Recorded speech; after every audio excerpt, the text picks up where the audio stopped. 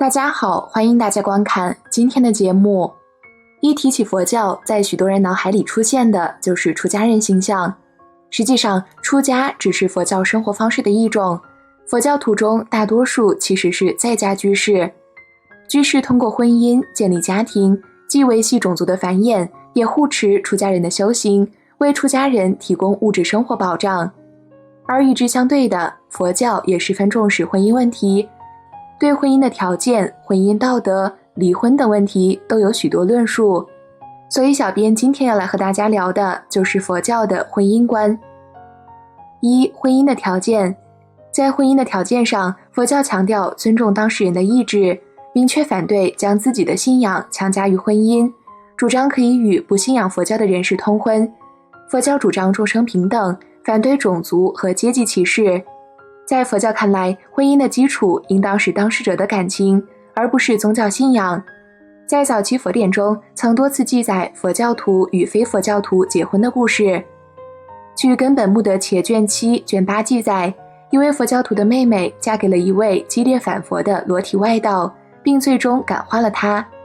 增一阿含经卷22、须品陀之3记载，优婆夷须摩提嫁给了外道，后来这个外道皈依了佛教。二、婚姻道德。佛教核心的婚姻道德规范是不邪淫，在这一基础上强调夫妻之间互相忠诚和尊敬。不邪淫是佛教最基本的戒律5戒之一，是直接针对在家佛教徒制定的，是佛教徒的道德底线。对于出家人而言，第一大戒是不淫，即断绝任何性关系，否则即被逐出僧团。对在家居士来说，在尊重个人意志、合乎国家法律或社会公共习俗的前提下结成夫妇关系，是人类繁衍的健康基础，也是有史以来人类最重要的生活形式。因此，正当的夫妻生活是必要的。可以说，佛教对于出家人的要求是禁欲，对在家居士的要求是节欲。下面具体说说不邪淫。不邪淫的内容是指禁止一切不正当的性爱关系。什么是不正当的性爱关系？具体来说，主要包括2个方面：一是在夫妻之外与其他男女、畜生等发生的性关系；二是在夫妻之间贪恋性爱，不注意地点和时间的反常性行为，比如妻子怀孕期间可能伤及胎儿的性生活等。根据这一精神，佛教对于婚外情、同性恋等都是反对的。同时在夫妻之间则尊重夫妻间的性意愿，提倡文明健康有节制的性生活，反对过分沉溺、无限制的放纵自然本能。在不邪淫的基础上，佛教还提倡夫妻间的相互尊重，取长补短。至于婚姻道德问题上，佛教则特别重视家庭的价值，强调维护家庭的稳定。对于已婚者，如果有嫖娼行为，必须严厉谴责。不满意于自己的妻子与娼妓厮混，与他人的妻子纠缠，这是人毁灭的原因。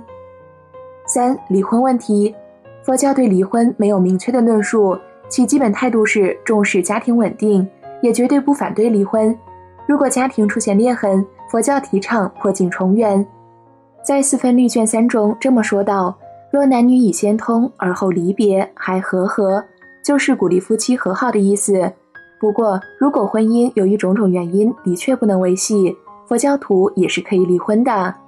但如果仅仅是为了满足个人的情欲而离婚，在佛教看来是不道德的，而且这样的人往往也不会有好的结果。中国近代4位著名作家的生平就是最好的例子。第一个是郭沫若，这位文学大师一生有3位妻子，1个情人，然而他毫无责任感可言。为了自己的兴趣和事业，对这些女人始乱终弃，甚至还把纯粹出于私心的别离描写成为了革命的牺牲，来衬托自己的伟大。最后这4个女人中，2人上吊自杀，2人对他怀恨终生。他有10几位子女，但大多拒绝认他做父亲。郭沫若晚年孤独一人，沉溺于抄写死去儿子的日记，可谓凄凉至极。第二个是老舍。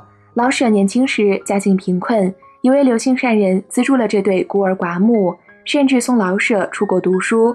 老舍爱上了刘善人的女儿，可等他学成归来，这位大善人已散尽家财，剃度出家后去世了。他的女儿因为家道中落，去做了最下等的暗娼。这个没有故事的故事，成了老舍心里舍不去的痛。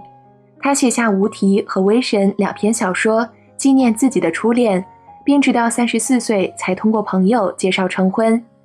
他的妻子也是新青年，也从事文化工作，在困难时期也非常支持老舍。照理说，这种关系也算很理想了，但老舍对婚姻始终缺少热情，寥寥几篇写给妻子的文章，也只是出于情理的愧疚，不见一点内心深处的波澜。在西南联大时，他曾遇到一位红颜知己，但被妻子捉住，最终他也没敢像郭沫若那般破釜沉舟，抛家弃子。旁人看来，这也许还算一对不错的夫妻，却不知等文革来临时，妻子竟然发表大字报揭发老舍，老舍经不住折磨和打击，最后自沉太平湖而死。第3个是沈从文，乡下小子沈从文对大家闺秀张兆和一见钟情，写了几百封可以入册的情书。张兆和一开始觉得他不知天高地厚，最后也慢慢被他的专情和文采打动，在胡适等人的撮合下，与沈从文结为连理。但两人在婚后因为背景太过悬殊，屡生分歧，一度分居。后经历解放后的数次清算，两人的感情终究还是占了上风。张回到了沈的身边，在关键问题上点醒了沈从文，让他放弃写作，转行历史研究，又捐出大量养家文物，帮助小家庭躲过了10年浩劫。张兆和对沈从文可谓尽责，但对他的不理解也一样持续到了人生的尽头。直到丈夫死后，她才赫然发现两人的感情之深。最后在丈夫墓碑上引用镌刻了一句话：不折不从，星斗其温，一词一让，赤子其人。这16个字浓缩了沈从文的一生。第4个是钱钟书，钱钟书和杨绛的故事相信大家都已经耳熟能详，唯一让小编记得的是，两人在武器干校受教育时依然把彼此保护得非常周全，夫妻俩甚至在和别人起冲突时，为了保护对方还干过揪人头发、扇人耳光之事。这个细节让小编至今依然觉得他们的爱情非常纯粹，不仅跟爱好与物质无关，甚至也跟名节与面子无关，真正做到了罔论世人，只求本心。从上面4位传奇人物的故事中，我们不难看出一些问题。郭沫若的婚姻没有道德，所以他的下场最凄凉。老舍的婚姻有道德而无感情，在平日里也许还能支撑，但一遇到重大难关，夫妻就很容易分手，甚至会互相损害而寻求自保。沈从文的婚姻有道德也有感情，但缺少理解，这样的婚姻稳定，但可能缺少乐趣或者充满不甘。钱钟书的婚姻才真正包含了全部的道德、感情与乐趣，所以他们成了彼此的灵魂伴侣，代表了爱情最美好的部分。人生在世，婚姻其实非常重要，所以希望大家将来都认真对待婚姻，不求达到钱杨的境界，但最起码也要学习沈从文，把道德和感情2条底线牢牢把握住。人一辈子70、80年，其实长的超出你们的预料，想在这么长的时间里不遇到任何变故是不可能的。一个讲道德有感情的婚姻，就像一把下了的锚，有了它，多大的风浪来了你都不会倾覆，因为你知道自己还有想见的人，还有自己想尽的责任，这种想法的力量是和信仰相当的。最后再给大家分享一位佛友的真实故事，希望大家能从这位佛友的事迹中真正懂得婚姻的内涵。我和我妻子属于一见钟情，但不得不承认，直到结婚时，我们对彼此的理解都很不够。从我妻子的视角来看，她的理想伴侣应该积极阳光，不做太多非分之想，身强体壮且热爱运动，为人周正，擅长维持人际关系。可我呢，恰恰相反，我不仅阴沉羸弱，喜欢胡思乱想且讨厌运动，还崇尚酸腐知识分子的风格，对人际关系极尽逃避之能事。所以我们的生活状态是这样的，感情让我们随时都渴望拥抱在一起，但许多3观上的问题又把我们搞得非常疲惫。曾经我有些遗憾地想着，也许我们一生就这么平淡无聊地过下去了，后来我选择远走丹麦，担任了一个产品经理，而妻子则选择了独自留在上海发展。由于对丹麦天气的不适应，以及部分同事的不友好，再加上对全球市场缺乏认识，我过得非常沮丧和颓废，甚至到了需要吃药维持情绪的程度。我妻子隐约发现了一些异样，但6000多公里的距离岂是一根网线所能填平的？我一直说自己还好，其实内心已经快崩溃了。有一天，我用刮胡刀割掉6个月没剪的头发时，把后脑勺理出了一片2厘米宽、4厘米长的斑秃。那天妻子和我视频时，突然要求我把头转过去让她看。我照做之后，她出现了疑似中邪的症状，一边大笑，一边又在落泪。1个月后，她辞去工作，来到丹麦陪我。过了很久，她才告诉我为何会来丹麦。因为她看到我发型的时候，突然有一种感觉，那就是如果她不来陪我，我可能会死掉。于是便放弃一切，来到了丹麦。我也就此明白了一个道理，整天甜言蜜语哄着你的，不一定真正爱你，但性命攸关时痛彻心扉，愿意豁出一切拯救你的，才是合格的爱人。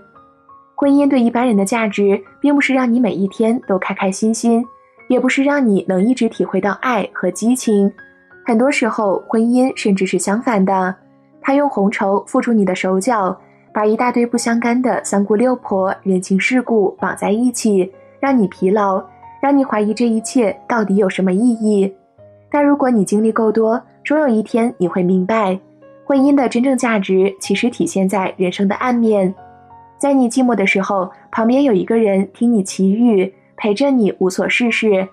在你空虚的时候，心头会突然出现一个眼神，让你觉得要改变一些什么。在你被打倒在地，踩上一只脚的时候，有一扇门依然为你开启，里面的人不仅不会苛责你，还会努力抚平你的伤口，为你的伤悲而伤悲。所以，请好好善待你的婚姻吧。